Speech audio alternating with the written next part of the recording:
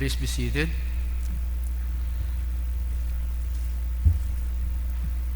The proclamation of the Word of God, Romans chapter 4, verse 1 through verse 8. The reading. But then we say that Abraham our father has found according to the flesh. For if Abraham was justified by works, he has something to boast about, but not before God. For what does the Scripture say? Abraham believed God, and it was accounted to him for righteousness. Now to him who works, the wages are not counted as grace, but as debt. But to him who does not work, but believes on him who justifies the ungodly, his faith is accounted for righteousness.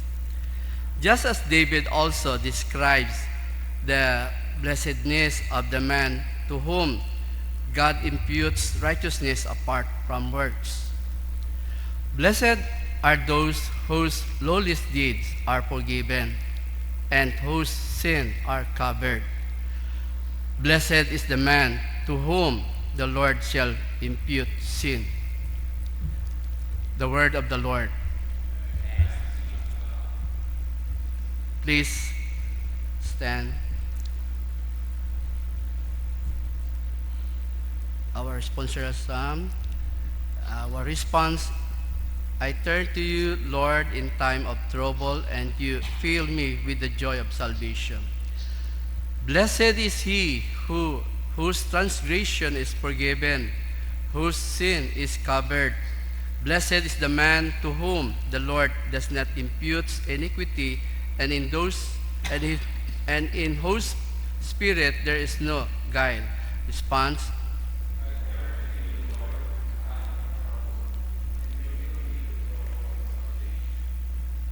I acknowledge my sin to you, and my iniquity I have not hidden.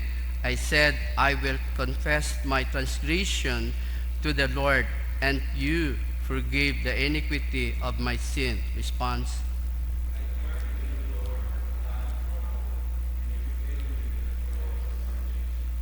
Be glad in the Lord and rejoice, you righteous, and shout for joy, all you upright in heart. Response: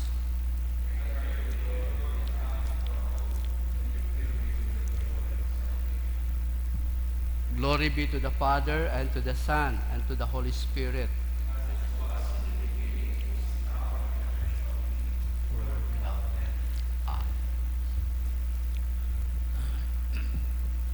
The Lord be with you. The Holy Gospel of our Lord Jesus Christ according to St. Luke chapter 12. Glory to you, Lord Jesus Christ. We are reading verse 1 through verse 7. In the meantime, when an innumerable multitude of people had gathered together, so that they trampled one another, he began to say to his disciples, first of all, beware of the leaven of the Pharisees, which is hypocrisy. For there is nothing covered that will not be revealed, nor hidden that will not be known. Therefore, whatever you have spoken in the dark will be heard in the light, and what you have spoken in the ear in inner rooms will be proclaimed of the housetops. And I say to you, my friend, do not be afraid of those who kill the body, and after that have no more than they can do. But I will show you whom you should fear. Fear him who, after he has killed, has power to cast into hell. Yes, I say to you, fear him. Are not 5 sparrows sold for 2 copper coins, and not one of them is forgotten before God? But the very hairs of your head are all numbered. Do not fear, therefore, you are of more value than many sparrows. The Gospel of the Lord. Please be seated.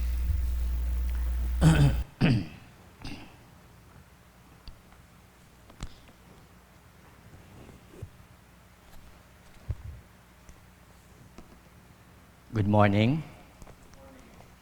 Sa aton nga nga gospel makaron nga agahon kay St. Luke chapter 12 from 1 to 7.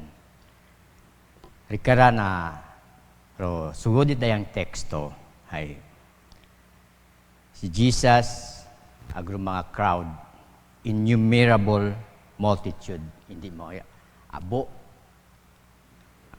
sanda. But di ka na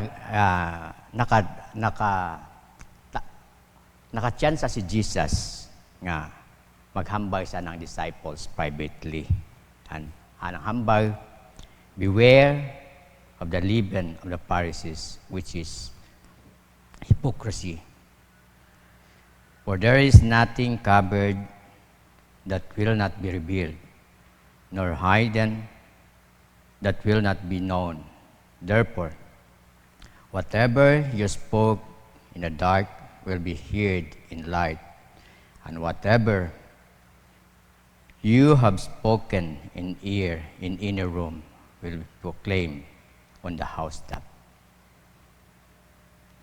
Nagpaandam si Jesus sa mga disciples hanungod sa hypocrisy at dayang mga Pharisees. Hamat nakahambay si Jesus bangod sa nang ginahimo, nakita naton sa nabasa man naton sa Bible nga ginahimo it mga Pharisees, randang mga attitude, mga character that they are pretend nga gusto nanda maging manami randang mga pungkuan sa mga okasyon, pretend sandang pangamuyo it mga mahaba o sa public pangamuyo sanda. Raya gina paandaman kita ni itadayang ato niya Ginoo. Beware. Hindi ninyo rin paghimua bilang Kristiyano. Buko matlingod sa aton makaron nga pagpangabuhi nga raya abo man nga nagahimo it mga makara. Naging duplikara, pretentious or pretend nga mayad. Sayod naton nga the Pharisees is mayad gida sa mga law tanan, ascribe mayad. Pero what they teach ay wa nanda ginahimoa. Ano ra anda nga ginaturo ay uwa mananda ginahimoa. Ubrahaman na ra akong ginahambay kinyo, pero ayaw pag sunda ra akong ginahimo. Di karama kong makita nga, raya gidaro aton nga dapat nga maging aware gida kita. Maging aware kita nga like a Pharisees nga naging pretentious sanda. Siguro rana karang team song ay I am the great pretender. Ngani doyon hay joke malang pero royon sa bilog naton nga dapat naton nga i-check sa atong tagipusoon, sa atong kabuhi nga sambilog ba ako or salamat Lord nga sa imong strength, sa imong grasya nga raya nga mga butang nga maging aware ako nga hindi raya akong paghimuon kaparehas kot mga Pariseyo nga ra. Then nagbigla change ay Jesus nga focus sa verse 4. Then I say to you, my friend, do not be afraid of those who kill the body and after that have no more that they can do. But I will show you whom you should fear. Fear him who after he has killed has power to cast into hell. Yes, I say to you, fear him. Fear him. Di ka sa verse 4, hindi kita mahadlok, hambay ni Jesus, imaw naghambay. Sa mga himuon katon it mga tawo, hindi kita mahadlok sa tawo. Maybe, ibuhi na natong kabuhi, maybe samad na naraton nga kredibilidad, samad na naraton pagkatawo or ano pa nga samaro ng nakaton. But hasta yung rikaron dandang mahimo.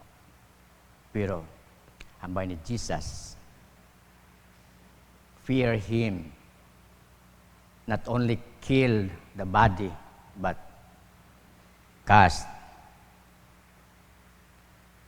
the power to cast into hell. And who is that? Our God. Say, fear him. And Raya is the call of God to all mankind to fear him. Fear him.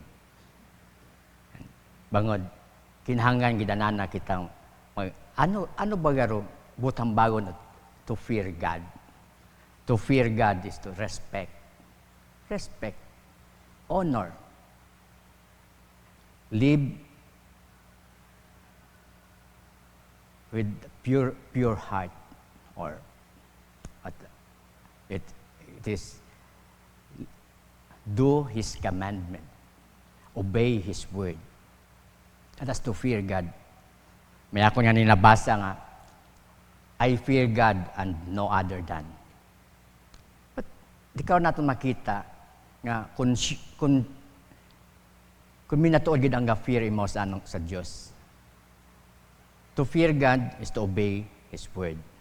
But una sa nang word, respect one another. Kani nagkontradict ba garo word it aton Dios? Hindi.